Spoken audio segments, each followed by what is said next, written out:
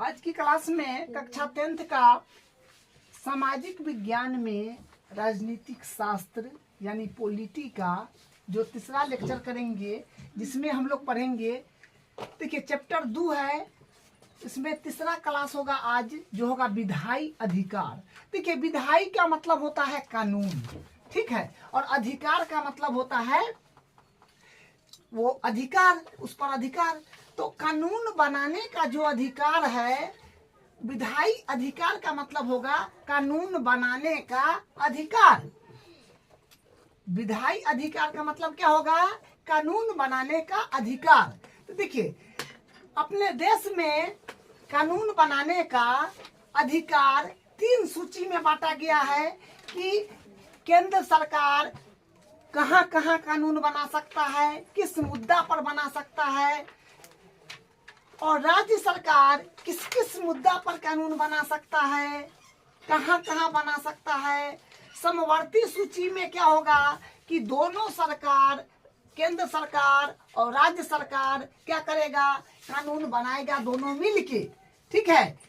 तो आप समझ गए कि विधायी अधिकार का मतलब क्या होता है। विधायी अधिकार का मतलब होता है कानून बनाने का अधिकार को 3 भागों में विभाजित किया गया है। जो पहला है संघ सूची, दूसरा है राज्य सूची, तीसरा है समवर्ती सूची।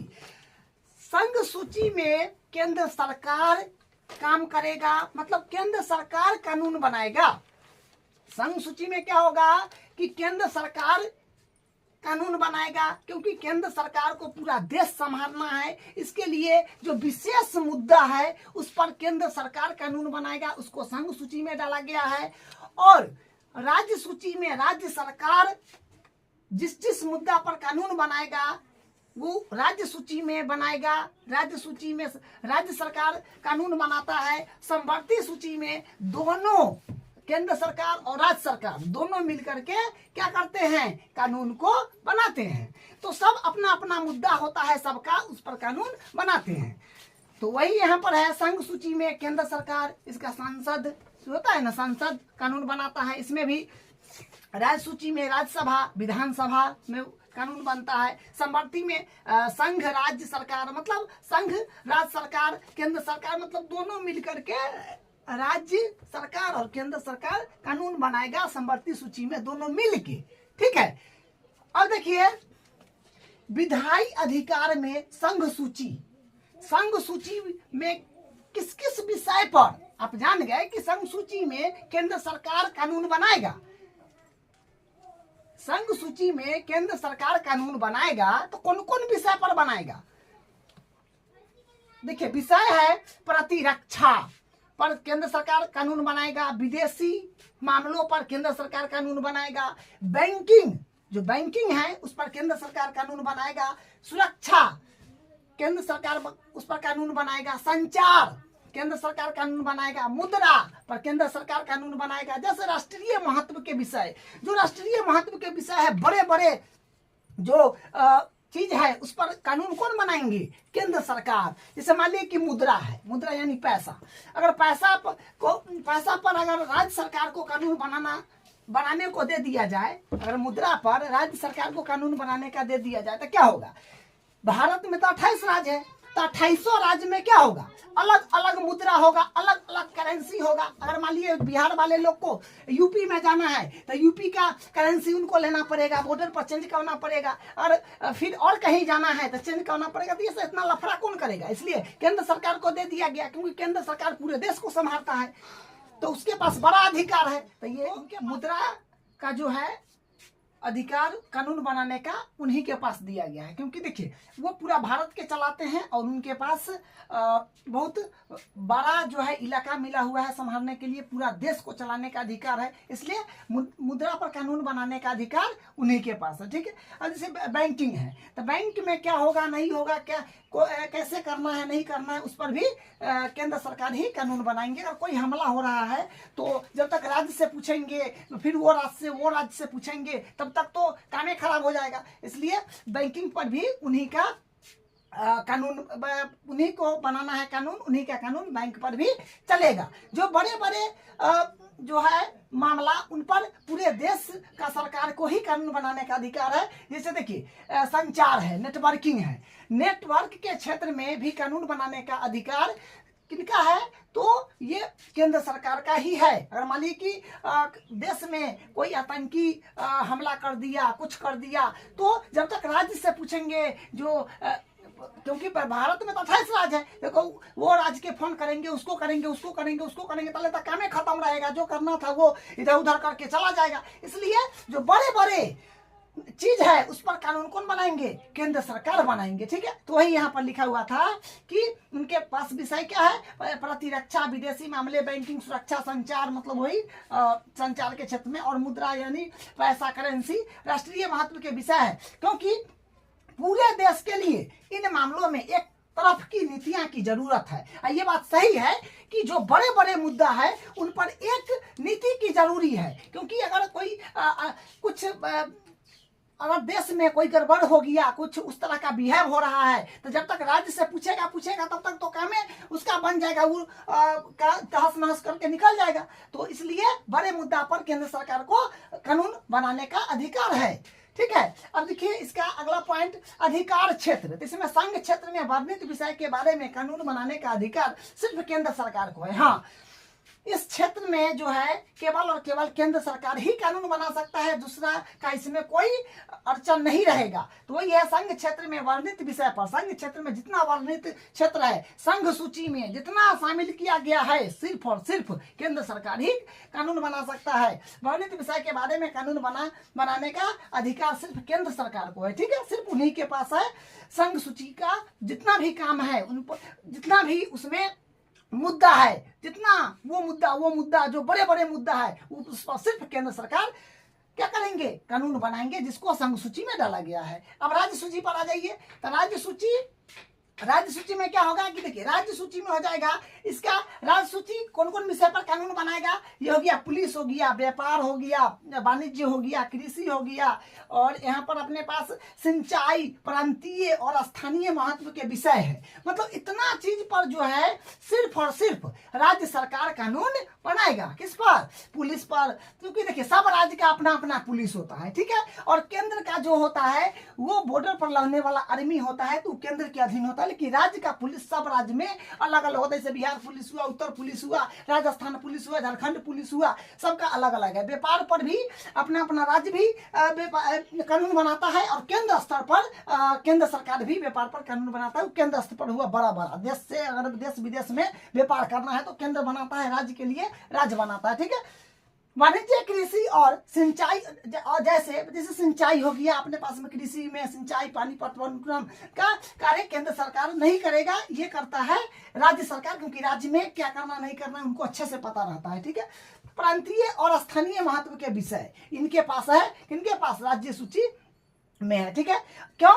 हर राज्य की नीति अलग अलग, हर राज्य की जो नीति है वो अलग अलग होती है, प्रत्येक राज्य में नीति अलग अलग है, क्योंकि क्या राज्य को कानून बनाने का राज्य सूची है, तो अपना अपना अकॉर्डिंग काम करता है। ठीक है, उसके अनुसार अपना अपना मुद्दा पर कानून बनाता है। ठीक है, अब देखिए यहाँ पर अधिकार क्षेत्र। तो अधिकार क्षेत्र में देखिए क्या है कि जैसे राज्य सूची में वाणिज्य विषय के बारे में कानून बनाने का अधिकार सिर्फ राज्य सरकार का है। हाँ, देखिए अधिकार क्षेत्र में जो होगा, जैसे राज्य सूची में वर्णित विषय के बारे में कानून बनाने का अधिकार सिर्फ राज्य सरकार के होगा। राज्य सूची में जितना राज्य में मुद्दा है जो राज्य के लिए है वो क्या करेगा? राज्य सरकार बनाएगा। ठीक है, अब एक होता है समवर्ती सूची। अब देखिए समवर्ती सूची क्या होता है कि समवर्ती सूची में संघ सूची और राज्य सूची, मतलब संघ सूची, समवर्ती सूची में केंद्र सरकार और राज्य सरकार दोनों मिलकर के क्या बनाते हैं? कानून बनाते हैं। ठीक है, तो समवर्ती सूची में केंद्र सरकार और राज्य सरकार दोनों मिलकर के कानून बनाते हैं। वही यहाँ पर है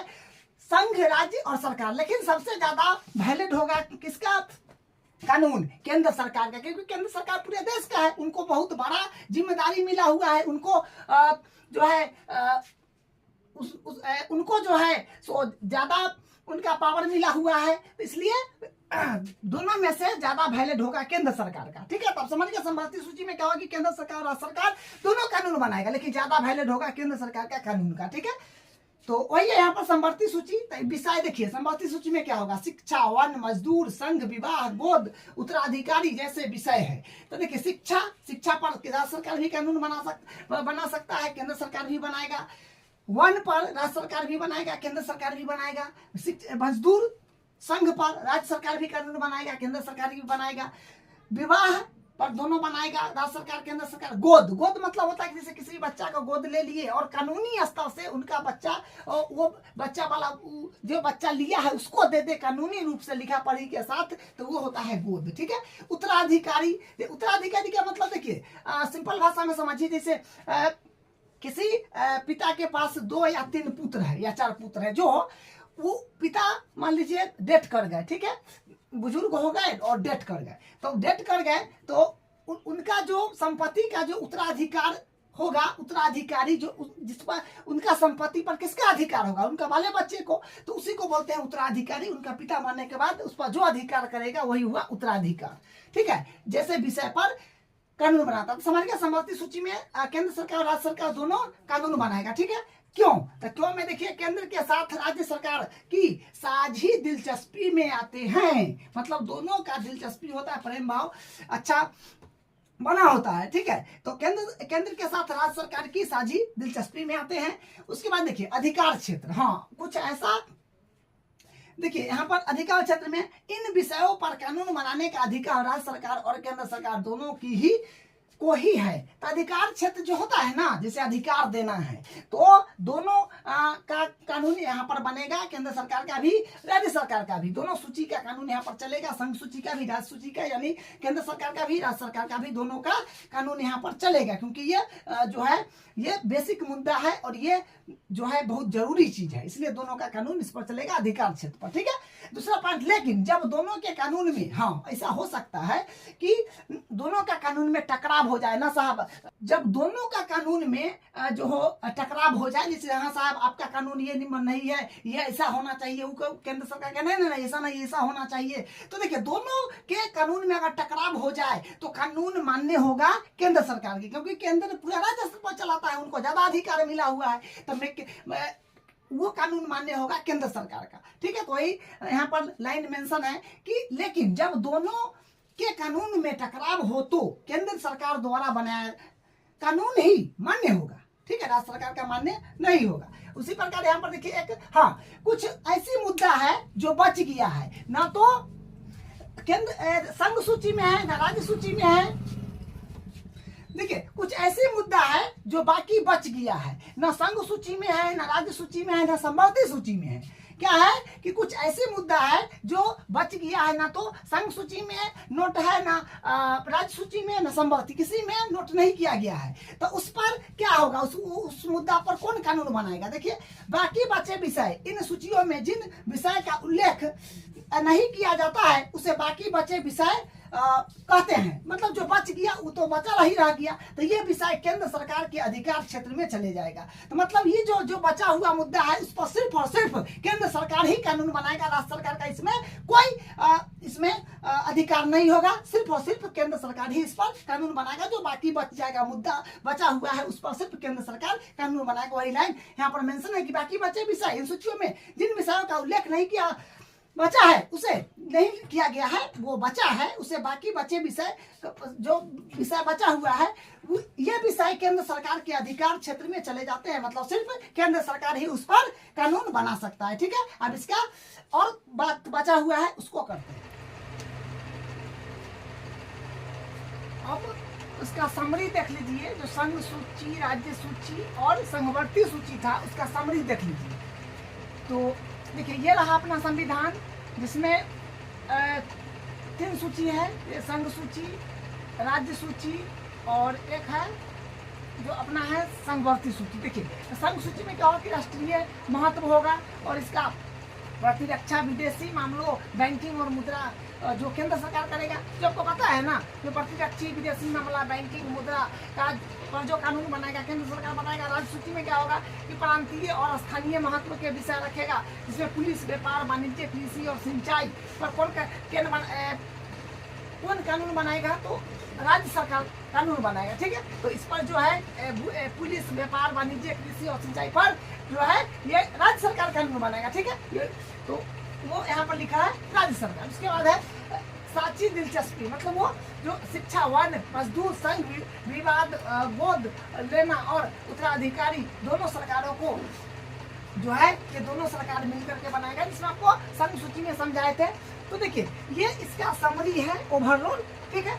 अब हम लोग आ जाएंगे विशेष दर्जा प्राप्त राज्य और एक केंद्र शासित प्रदेश। तो विशेष दर्जा प्राप्त राज्य का मतलब अपना आम भाषा में समझिए कि जैसे मान लीजिए कि किसी परिवार में किसी पिता के पास मान लीजिए 4 या 5 या जो मतलब 2, 4, 5 जो है उनके पास बेटा है, ठीक है।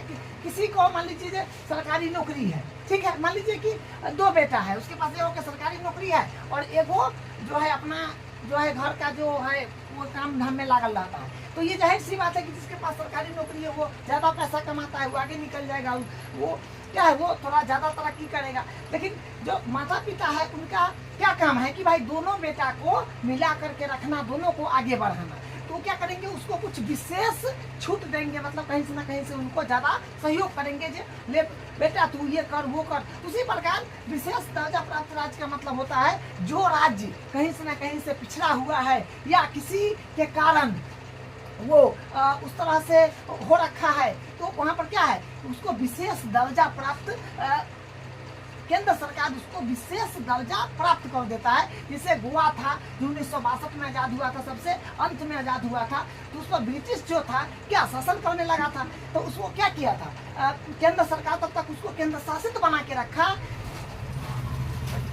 तब तक उसको केंद्र शासित बना कर रखा, क्योंकि वो उस पर फिर ब्रिटिश आकर के शासन न करने लगे। जब वहाँ का मामला सारा चीज कुछ सालों में अच्छा खासा हो गया तब वो राज्य बना दिया गया। तो इसलिए कोई बात होगा तो वही है विशेष दर्जा प्राप्त राज्य का मतलब वो किसी के कारण पिछुआ रहा है या फिर वहाँ पर कोई और कुछ है उसके कारण वो क्या है थोड़ा सा बैक हो रहा है या वहाँ पर ज़्यादा कोई आतंकी हमला कर दे रहा है, तो उसको केंद्र शासित विशेष दर्जा दे दिया जाता है, जो वहाँ के जनता को लगे कि नहीं हमारे लिए सरकार कुछ करता है, ठीक है। वही है विशेष दर्जा प्राप्त राज्य। और केंद्र शासित प्रदेश दे दीजिए। केंद्र शासित प्रदेश का मतलब सीधा समझिए कि वैसा क्षेत्र जहाँ पर या वैसा प्रदेश जहाँ पर केंद्र द्वारा ही शासन हो, वहाँ पर केंद्र द्वारा ही शासन हो, उसे हम लोग बोलते हैं केंद्र शासित प्रदेश। देखिए भारत में कुल 28 राज्य है जो केंद्र शासित नहीं है, 8 राज्य है जो क्या है केंद्र शासित प्रदेश है, ठीक है। तो इसमें हो गया जम्मू एंड कश्मीर हो गया, लद्दाख हो गया, चंडीगढ़ हो गया, पुडुचेरी हो गया, अंडमान निकोबार, द्वीप, लक्षद्वीप, दिल्ली है वो दौरा नागरिया करके इसी एक है वो हो गया। तो 8 को जो है ये अपना केंद्र शासित प्रदेश है, वहाँ पर केंद्र शासन करता है। और 28 राज्य है जो वहाँ पर क्या होता है उसका राज्य का भी सरकार शासन करता है और केंद्र भी शासन करता है, ठीक है। यहाँ पर एक और बात देख लीजिए कि ये 12 राज्य हैं जो विशेष दर्जा प्राप्त राज्य में जो 12 राज्य हैं वहाँ पर क्या है कि संविधान के अनुच्छेद आर्टिकल 371 यानी 371 के तहत वहाँ पर क्या है अनुच्छेद 371 लागू है, ठीक है। यहाँ पर जो है विशेष दर्जा प्राप्त राज्य में, ठीक है। तो ये इसका मतलब रहा, ठीक है। अब देखिए अब इसका जो है बुक में जो दिया गया है डिफिनीशन वो देख लीजिए, यहाँ से है। देखिए विशेष दर्जा प्राप्त राज्य में भारतीय संघ के सभी राज्यों के बीच बराबर अधिकार नहीं है।